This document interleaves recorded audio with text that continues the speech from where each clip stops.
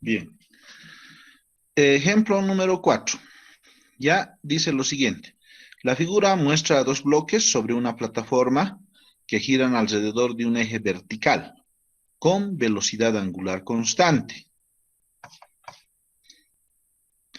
El coeficiente de rozamiento estático entre los bloques y la plataforma es mu sub s. Habíamos nosotros determinado que mu sub s es el coeficiente de rozamiento estático. Esa s, ¿no es cierto?, es del inglés static, ¿no? Entonces, en inglés, por ejemplo, acá nosotros deberíamos escribir static, ¿no? ¿Sí? Coeficiente de rozamiento estático. Encontrar, dice, la velocidad angular de la plataforma para la cual los bloques empiecen a deslizarse. Entonces, eso significa que la fuerza o la tensión que se está aplicando, ¿no es cierto?, en estos dos bloques, en este y en este bloque, la tensión de la cuerda sea la suficientemente grande como para mover el bloque M1, ¿no? Entonces, además de la tensión en la cuerda, datos, dice, masa 1, 16,1 kilogramos, masa 2, 14,2 kilogramos, y gravedad 9,8 metros por segundos cuadrados. ¿Ya?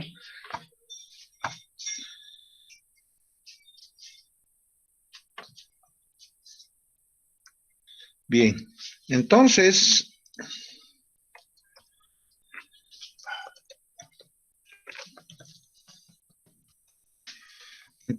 lo que nosotros debemos hacer es lo siguiente, hacer un pequeño análisis, ¿no?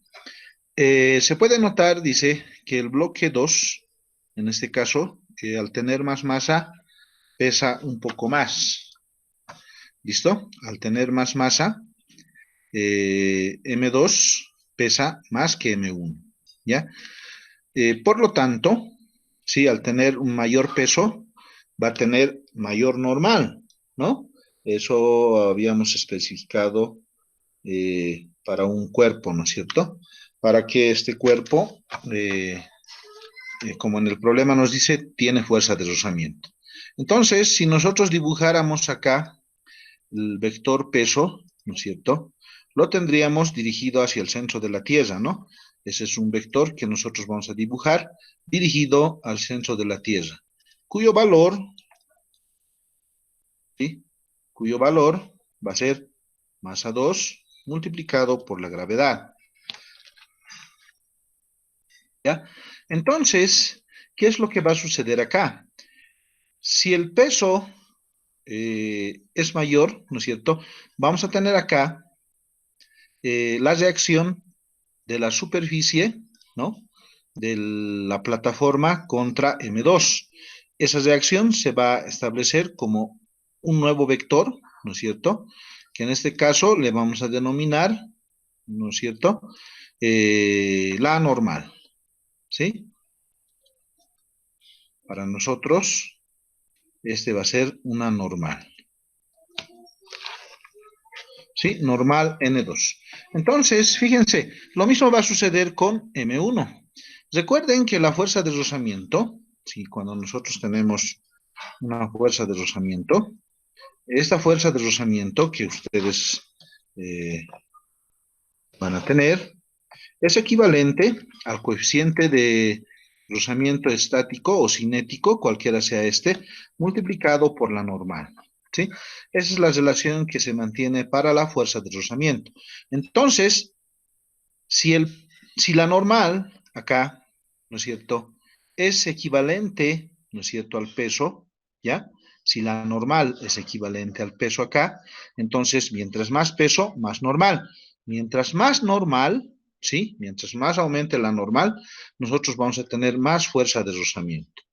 Por lo tanto, este cuerpo va a presentar mayor oposición al movimiento. Obviamente va a tener una tensión, dado que acá tenemos una cuerda, la vamos a pintar en un color, ¿no es cierto? Vamos a decir acá, misma cuerda, Esta es la misma cuerda, misma tensión, ¿no? Misma cuerda, tenemos misma tensión. Entonces, la fuerza de rozamiento es mu por la normal. Si esto va girando, ya sea en sentido horario o en sentido antihorario, ¿ya? Podemos nosotros asumir que el bloque M2 va a comenzar a moverse hacia el borde, ¿no es cierto? Hacia el borde de la plataforma, ¿no? El sentido del movimiento para este bloque M2 va a ser este, ¿no? ¿Sí? Va a tender a moverse hacia el borde de la plataforma. Entonces, mediante la cuerda, que es esta, va a tratar de mover a M1, ¿en qué sentido? Hacia la... Si M2 se mueve de izquierda a derecha, M1 tendría que moverse de derecha, de derecha a izquierda, ¿no? Entonces, en este caso lo vamos a pintar en rojo. Ese sería el sentido de movimiento que nosotros vamos a tener para los bloques M2 y M1 respectivamente, ¿ya? Entonces, acá lo que nosotros tendríamos que hacer, ¿no es cierto? Sería ver lo que sucede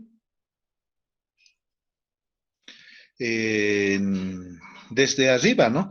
Si nosotros tenemos una vista superior, si tuviéramos una vista superior, lo que veríamos sería lo siguiente, ¿no? Vamos a eliminar acá el relleno y vamos a asumir que este cuerpo, ¿sí? Este cuerpo que ustedes tienen acá, se está moviendo en el sentido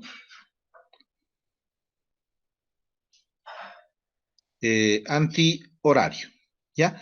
Ese movimiento de sentido antihorario para nosotros sería este.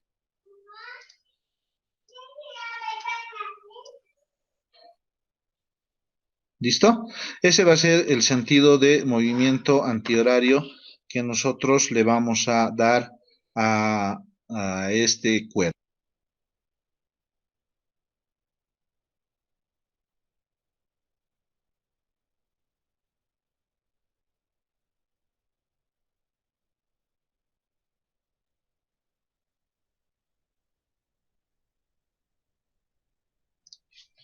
Bien, entonces este cuerpo va a girar en el sentido antihorario.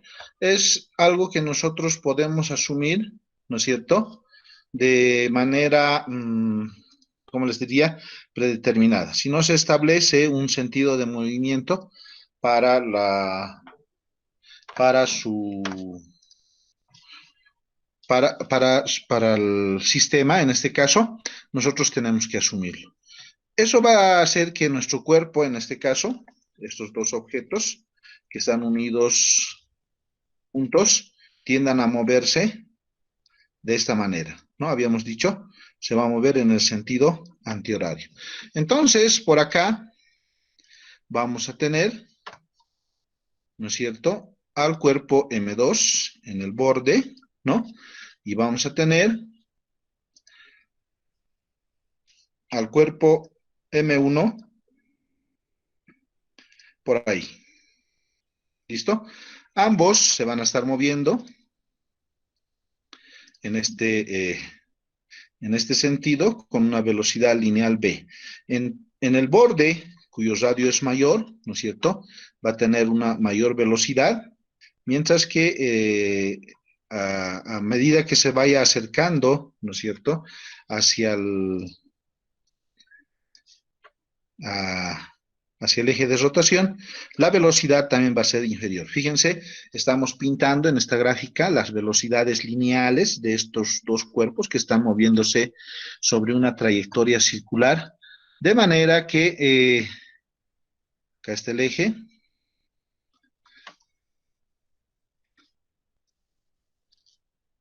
que describen una trayectoria, en este caso circular, ¿ya? Entonces acá tienen ustedes los dos cuerpos con velocidades lineales, ¿no? Podemos nosotros, vamos a hacer lo siguiente. ¿sí? Acá vamos a colocar la velocidad lineal, B. ¿Sí? Es la velocidad que está llevando en ese punto. La velocidad que lleva hacia el centro, ¿no? Acá en el centro, va a ser otra velocidad, ¿no? En este caso podemos poner B', ¿ya? A ver, vamos a tratar acá de colocarle lo que corresponde, ¿no? La velocidad lineal, nosotros habíamos visto en teoría, es el radio multiplicado por la velocidad angular, ¿sí? Entonces, fíjense, acá ustedes van a tener, ¿no? En este punto van a tener un radio 1, ¿no?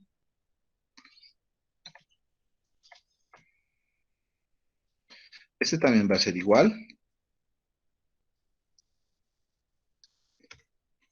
¿sí? Pero acá ustedes van a tener un radio 1, ¿sí?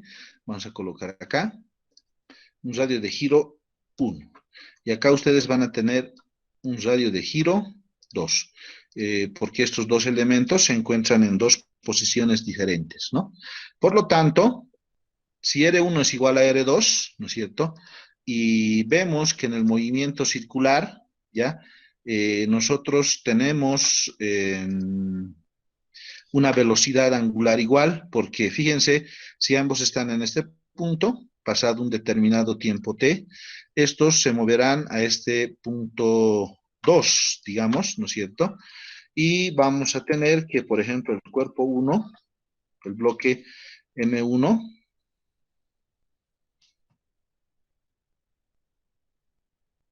el bloque M1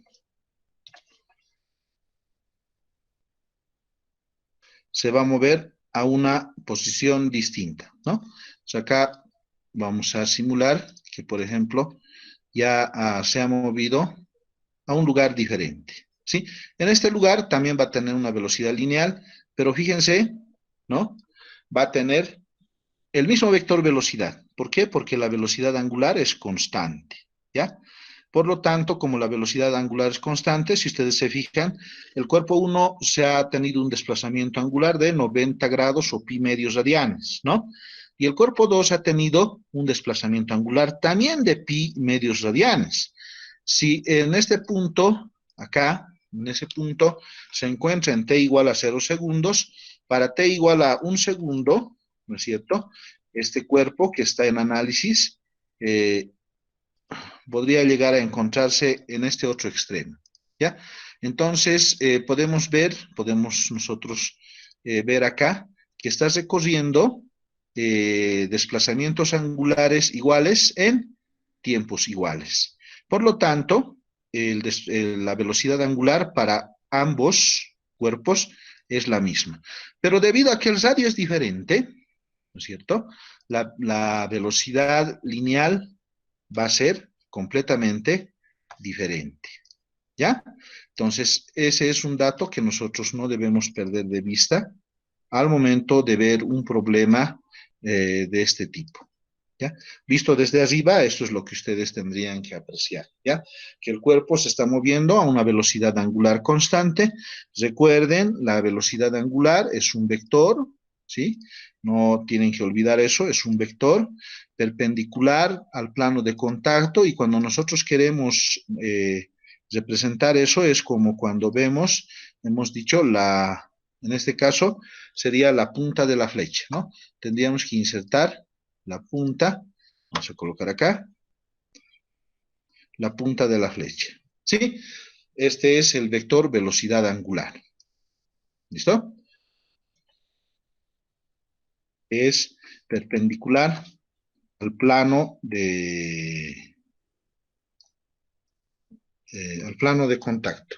En este caso es perpendicular a la superficie de contacto, ¿no? Aquí tienen omega. Entonces, si está dirigido hacia arriba, ¿no es cierto? En este punto, es un vector que está acá sobre el eje y está dirigido hacia arriba, ¿no? Entonces, ese es el vector velocidad angular. ¿Listo?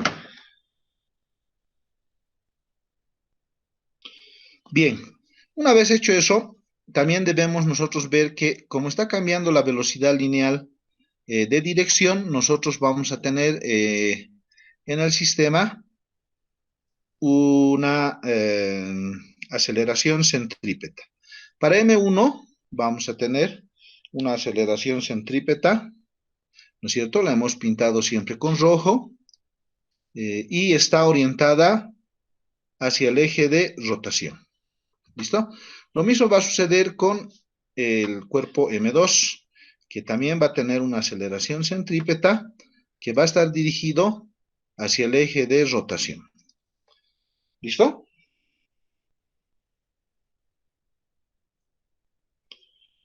Entonces, acá tenemos que colocar todavía, vamos a colocar que lo que está en rojo para nosotros, ¿sí? Es la aceleración centrípeta. ¿Sí? Para ambos casos es la aceleración centrípeta. Entonces, vemos que la aceleración centrípeta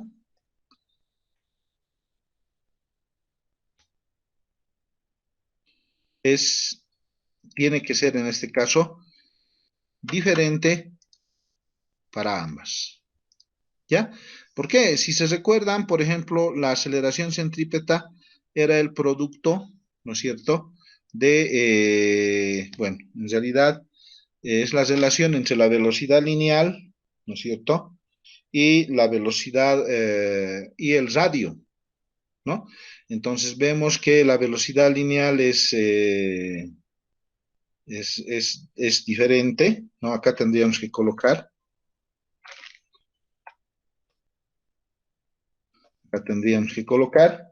esta, por ejemplo, esta aceleración centrípeta,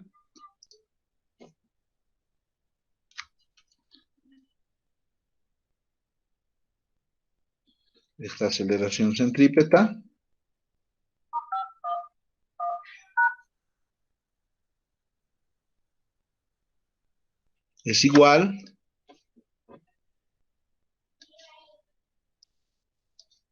a la velocidad lineal elevado al cuadrado dividido entre el radio, ¿no? ¿Sí? Entonces, también es igual a R por la velocidad angular elevado al cuadrado. En este caso, ¿sí? En este caso, lo que nosotros podemos tener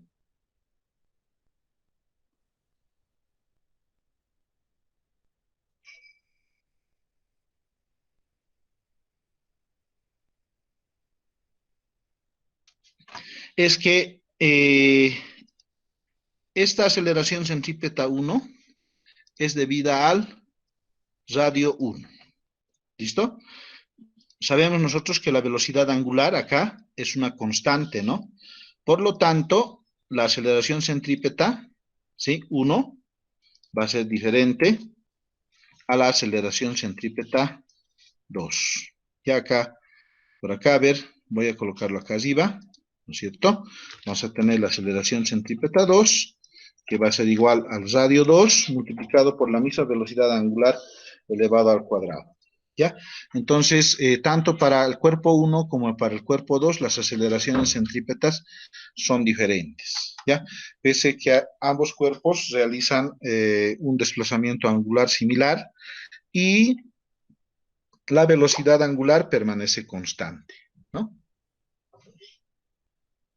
Entonces, lo que corresponde ahora es construir el diagrama de cuerpo libre para M1 y para M2. Entonces, vemos, lo primero que nosotros tenemos que hacer acá es insertar el vector aceleración, ¿sí? Este vector aceleración en todas las presentaciones que nosotros hemos realizado, siempre la hemos representado con un color rojo, ¿no? Entonces, podemos nosotros copiar esta aceleración centrípeta. Vamos a colocar acá. Tendríamos que tener aceleración centrípeta 1, ¿sí? Para el cuerpo 1. La dirección para el cuerpo 2, ¿no es cierto? La dirección para el cuerpo 2 también sería hacia el eje de rotación, ¿sí?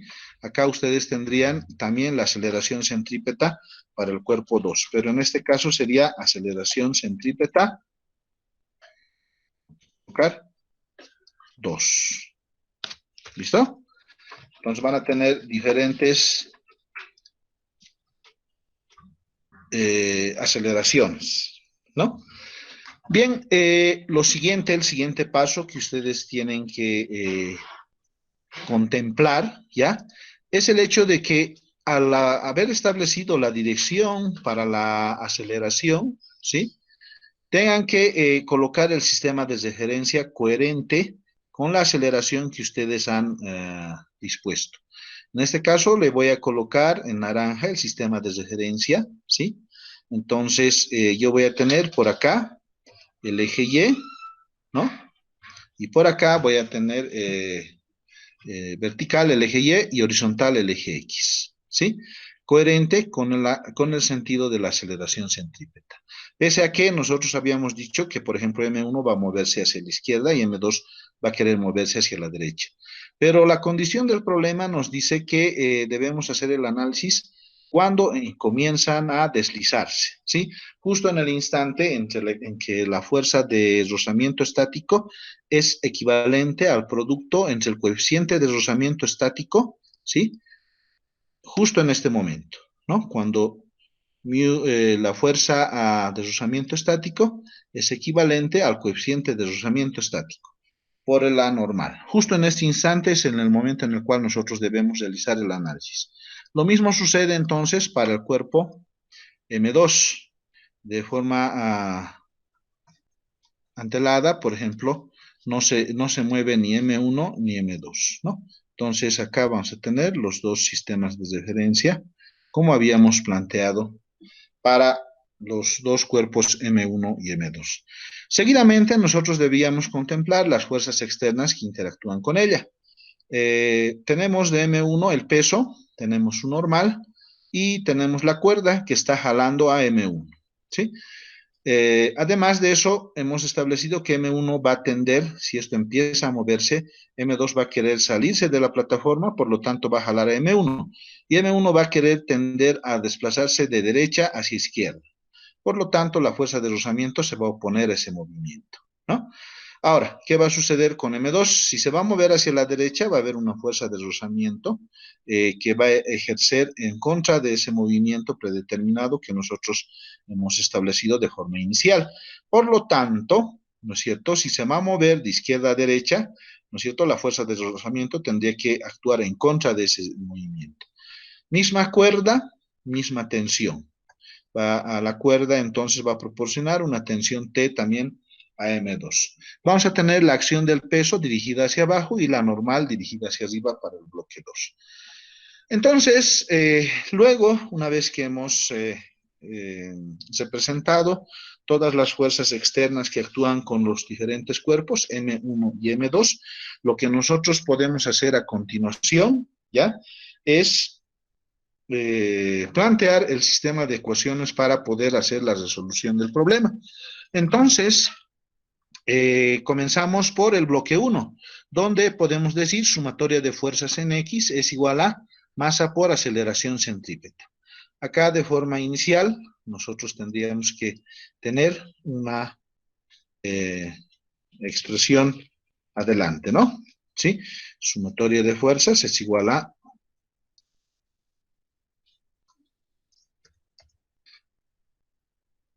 masa 1